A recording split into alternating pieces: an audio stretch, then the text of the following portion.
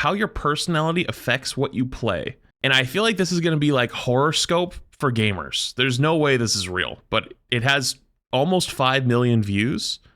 So it's got to be somewhat good, right? Let's see. The horoscope for gamers, how your personality affects what you play.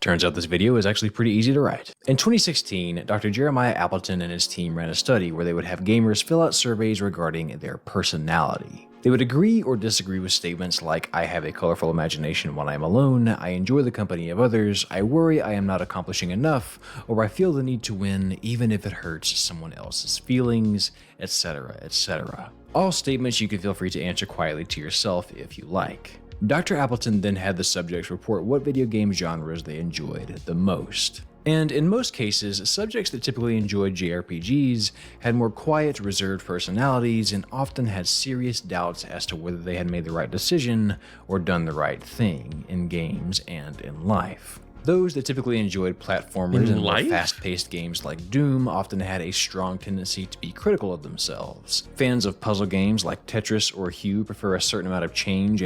All right, take a guess about yourself in whatever game you play. What is going to be your character trait? I play a lot of Overwatch. I get hyperfixated on shit and just stick with it.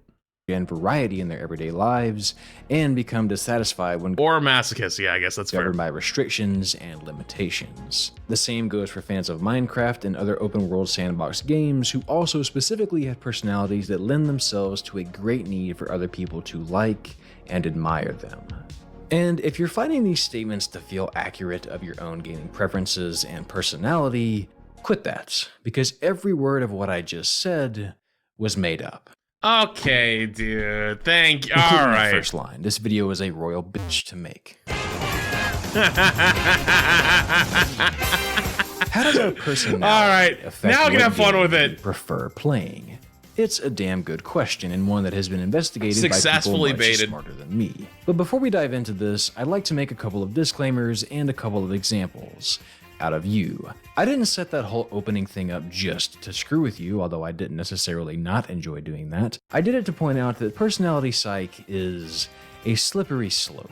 Yup. If you happen to really find True. yourself believing what I said about Define personalities there, you feel victim to the Barnum effect, which is how psychics and horoscope writers stay in business. Ambiguous that? statements that can be true of pretty much anyone when presented specifically to you about you can very easily begin to feel true. Pair that with a little bit of I hate to say it. My mom used to be super insane into horoscopes, and it just drove me insane. And I was like, I was like, flip to a different page to something that doesn't apply to you, like some other sign, and read it and tell me if you think that any of those things apply, and I bet it does. confirmation bias, and suddenly everything we talk about today may lead you to believe that you are an incredibly creative person just because you put more hours into Persona 5 than your entire undergrad degree. I'm not judging, that's a self-burn, but I just want you to be aware. Watch your footing on this video and take it with a grain of salt. Alright, enough disclaimers. Let's dive into the tremendously fascinating world of personality. One more thing, sorry. You should know that personality is not the most rock-solid field. Hit the corner, in hit the sight. corner, There are hit the measures corner, hit the developed to corner! try and capture our personalities, but between the changing of age and the changing of culture around us, who we are is ever shifting. Also, most research tends to be correlational, so what we're talking about today is tendencies and a snapshot of what we think we know, not laws. So again, grain of salt. Hit the corner. And its intersection with game preference. Sorry, I didn't hear a word they said. If I asked you to give me a breakdown of your favorite types of games to play, you'd probably start by telling me some genres. You might even rattle off some titles. You put a lot of time into Ghost Runner. Maybe you get cheap thrills and fast-paced games like that in Mirror's Edge. Oh, you and your friends are still playing Animal Crossing. That's I respect it. You might enjoy the sensation Doesn't of sound like you do. dunking on your friends, or maybe your dreams are just a little bit too peaceful and you like to go out of your way to ruin that whole thing. Maybe you tell me you like getting game is that? absorbed in a story like something seen in Xenoblade or Tsushima. Maybe your pants get tighter when you shave off a few seconds of your Portal speedrun, or when That's you RE7? finally unlock that Really? last support for Dorothea. A fellow fan of the opera, I see. No matter your personal syllabus of titles or ways to play said title, Didn't I play Resident Evil 7? I don't remember that. I don't remember that part. we can measure genre preference. But if I asked you to give me a breakdown of your personality, you'd probably talk in more circles than your buddy trying to get you to invest in Dogecoin. It's hard to get a true read on personality, but psychologists have come up with a few methods. And the one we'll be using today is the Big 5 personality traits developed by Lewis Goldberg. There are way too many The Big people 5 that traits are tie sort of the like most accepted, their replicable, worth and used to a measure in the personality world of science test. today, and each trait you essentially ever works seen those on a people that sliding like scale with always kind of flex being certain archetypes of like INPF or INFJ or some shit, right? I took one because I had to in the psychology class. I took one and I got what was considered the rarest one. It was like the 1% one.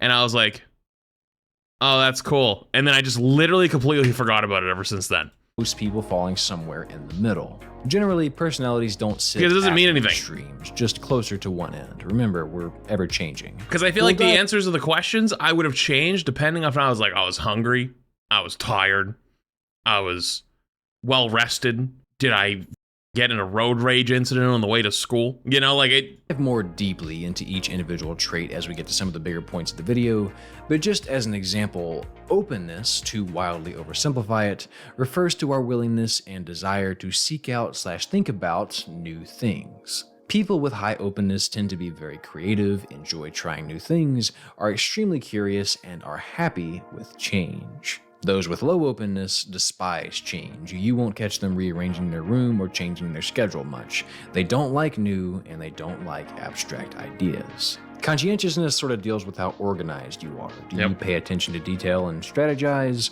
or act on a whim? Agreeableness refers to our interest in others. See, like Are we all of these empathetic? things are so different, right? Like for the first one, like I love doing new shit. I love not trying new things. I love like playing different games on stream. I love like going in, like when I have an opportunity to do something new, I'll do it.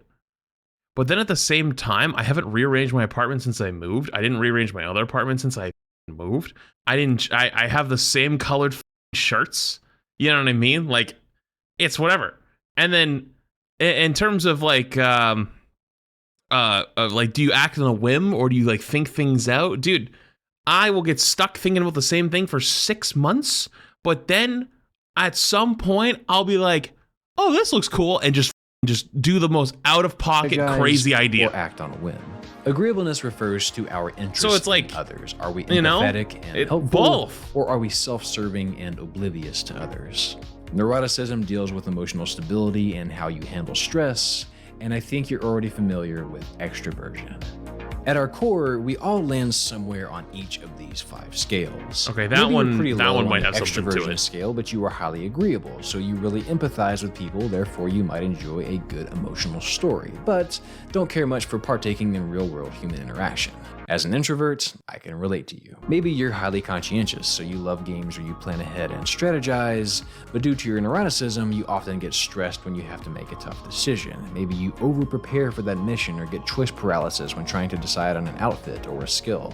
This is all my speculation, by the way. I'm just trying to give you an idea of how your personality might affect how you approach titles. Luckily, though, we don't have to Yeah, but then the speculate. choice paralysis can come into like, what if you're a mid-maxer and you're like, dude, I don't want to waste time. I want to choose the best possible outcome. I want to choose the best whatever. So it's like you sit there thinking about it because you're like weighing all the options. And it's like you're not actually stun locked by like, oh, there's too many options. It's like there's so many options, but you're trying to find the absolute best one. And it's like the reason you're trying so hard to find the best one is because you don't want to have to go back and do it again. Much. There's been some remarkable work done here by one Dr. That's at least how I do it. Yi of Quantic Foundry. In 2015, Yi and his team gathered data from over 140,000 gamers using their homegrown gamer motivation profile, which you can still take now if you like, and I recommend you do at some point. It's really eye-opening and fun. Link Wait, in what the is description. this? Pop it open in a new tab and take it after you finish this. Gamer motivation profile. Wait, should we take this after? Someone find this and link it to me and we'll take it after. From this data, they found that gamers typically play due to a combination of any of these 12 motivations. You might play to stretch your creative muscles, you might play to get wrapped up in a story or to feel like you're someone else. Some folks do it for the challenge, some folks do it for the power trip, many of you crave the community and the competition, and some of us just like to blow shit up. Likely though, we are all some combination of chaos, people mayhem. are rarely so one-dimensional. And since most people exhibit multiple of these motivations when playing games, Yi and his colleagues used a little technique called multidimensional scaling for the data, which maps out the correlation between these variables. If two motivations are more correlated, they are put closer together, whereas motivations that are less correlated are placed farther apart. Meaning, since these two dots are close to each other, if you were really into gaming for destruction, you are likely also into it for excitement, but less likely to be into it for strategy. When you take a look at the full map from the data, you can get a better idea of what motivations are related. And you might see that you probably fall into one of these three clusters, or maybe even dip your... This is cool, but I also don't think I've fallen into any of these. Because like, I'm 100% here, I'm 100% here, and here. But I'm also down here, and I'm over here. And I'm down here. Mine goes around or up, over, down. Actually, no, I don't care about. Well, actually, no, it's competition, not completion. And then down, and then around, and then like I made like a new circle. I made like an oval. Your toes into two of them, which is exactly what Yi and his team noticed. There were three higher level structures, three primary types of players that most motivation correlations fall under. Action social, which combines the love of fast-paced gameplay with player interaction. Immersion creativity, which combines the interest in stories, player expression, and exploration. And mastery achievement, which mixes the appeal of strategic gameplay, tough challenges, and chasing achievement. The discovery and power motivations God, I used to do so much tricky. achievement They don't hunting when really I've had fit in Xbox. just one cluster, and Achievement hunting according used to be Yi, cool. They sort of act as bridges between the three major groups. Meaning, if you identify with the immersion creativity cluster and the mastery achievement cluster, discovery likely really appeals to you.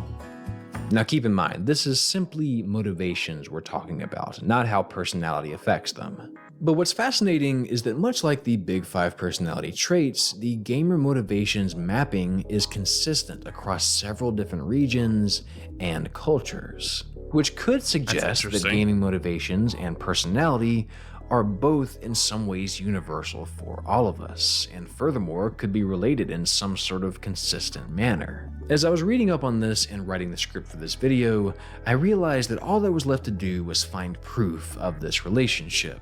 And as I embarked on this noble quest into the sweaty migraine-inducing DMV that is Google Scholar and try to find some research that could connect the two, I was surprised to find that Dr. Yi had already broken ground on that research, making my job a lot easier. God bless this man. Only a few weeks later, the good people over at Quantic gathered data from the gamers who filled out their gamer motivation profile and a Big Five personality test. They then analyzed the correlations between the participants' offline personality traits and their gaming motivations. Pretty much what I made up in the beginning of this video, but this time I'm not juicing your kiwis, Connor. They actually did this and did it correctly. And what they found was... So this one you're trying to sell me as not horoscope for gamers? Yeah, I don't believe you. Significant correlations, meaningful connections that, based on the sample size, did not happen by chance. They stumbled upon the invisible strings that connect who we are to the experiences we love.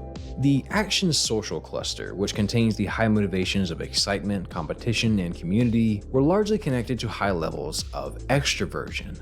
Now, extroversion is usually characterized by people as being outgoing or being good. Something feels wrong about seeing extroverted that it's more and showing Overwatch on the characterized same by screen. excitability, emotional expressiveness, cravings of excitement, and gaining energy in social situations. Not necessarily being good in them, but gaining something from it, even if it's simply competition or attention. Consider this. You don't have to like people to be an extrovert, and yet you may still gain something from being around them.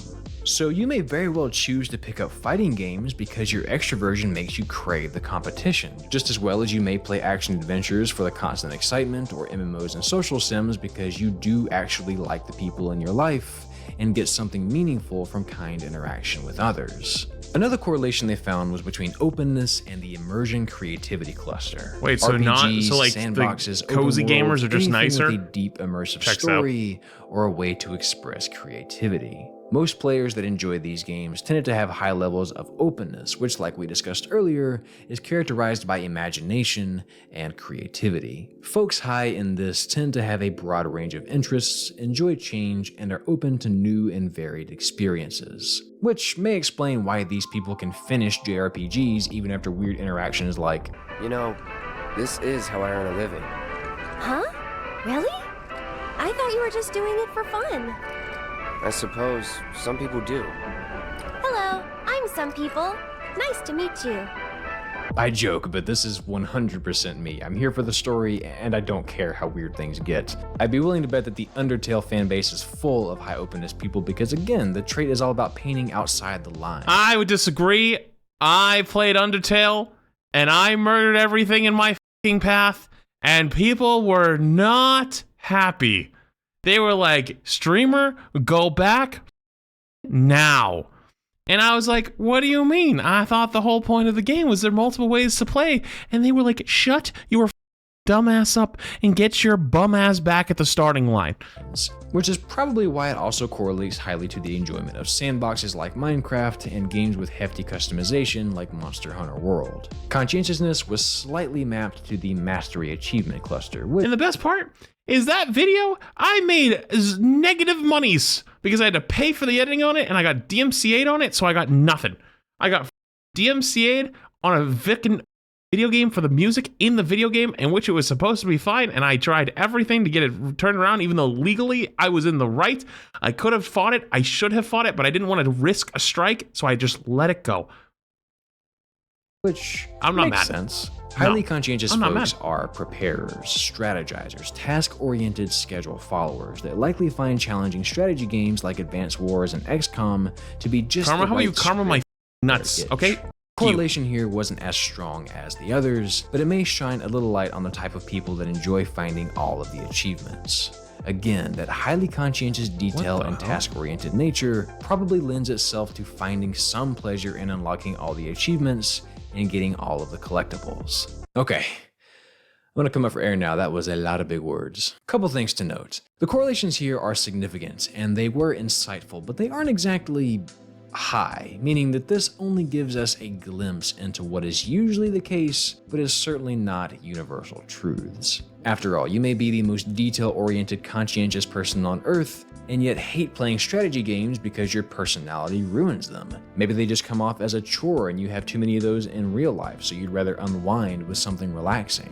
Like I said earlier, fat grain of salt. If episode 1 and Isn't that psychology like what playing The studies have Sims taught me is? anything, Sims is just like it's that doing chores that you should be doing. and there is in real life. always an exception. I say this as But I somebody do who's played a think lot that of there Sims. is a lot of truth in these correlations. After all, if you're super introverted, you likely would enjoy playing alone. If you're high in openness, the stranger and more novel a world is, the more likely you are to really want to sink your teeth Okay, into I it. guess it's not if you're just like the murderous type where you just like to find as many ways to kill them as possible. But then Which, by that's the way, something this kind of totally supports different. my personal theory of why when a new game trailer drops, you may find yourself going, not for me, whereas your buddy gets hype and just tosses it on their mountain of a backlog because they want to play it all.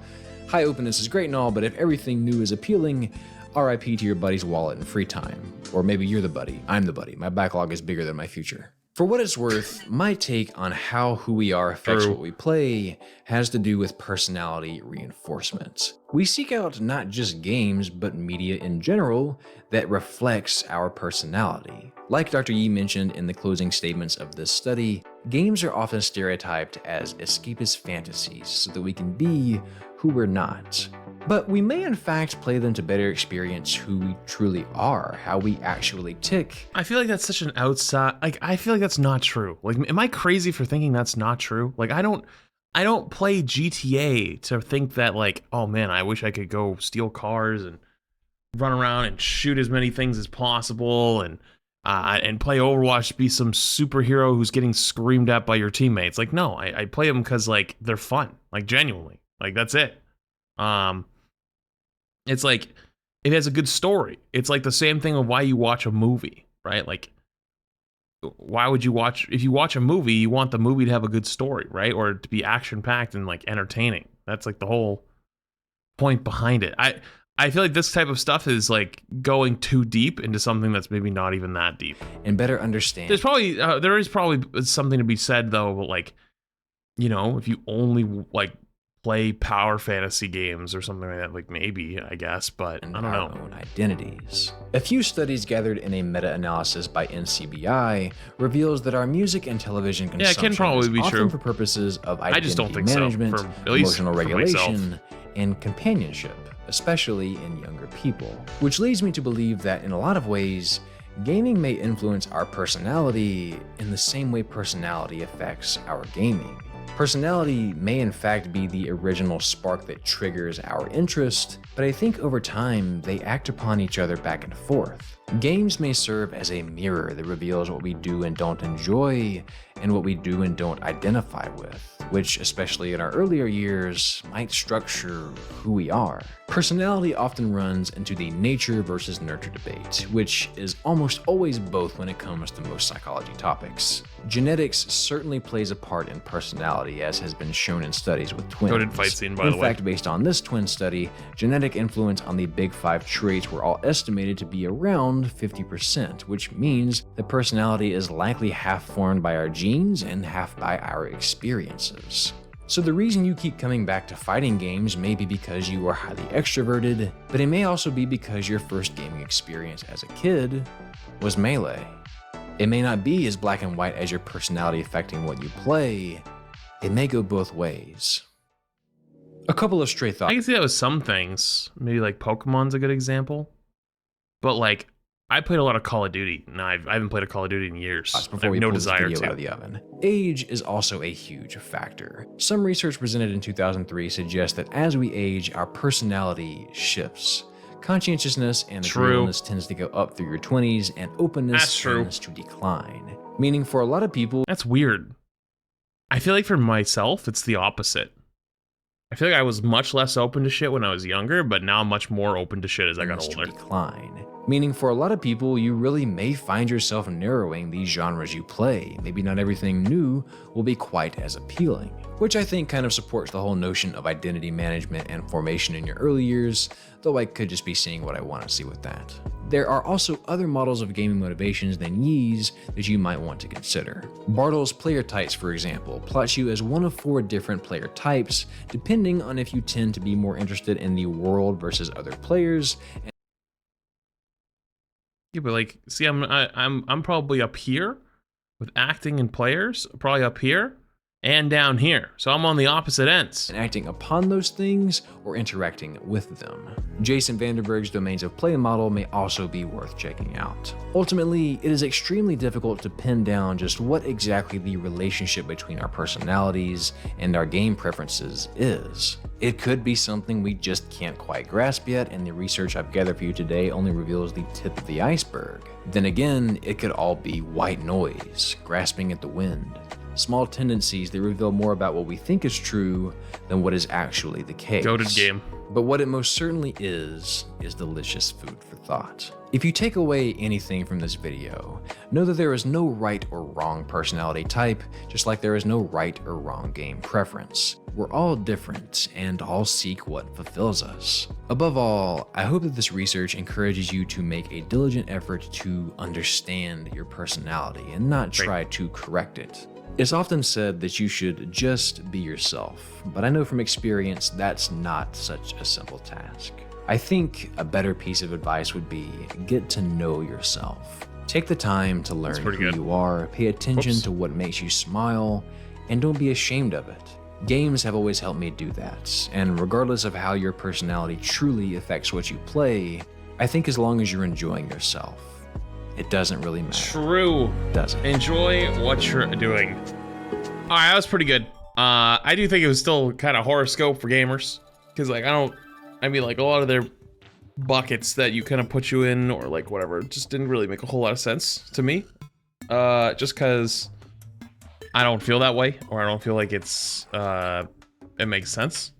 Cool video though. It's cool food for thought. I always enjoy stuff like that. It's always a good time.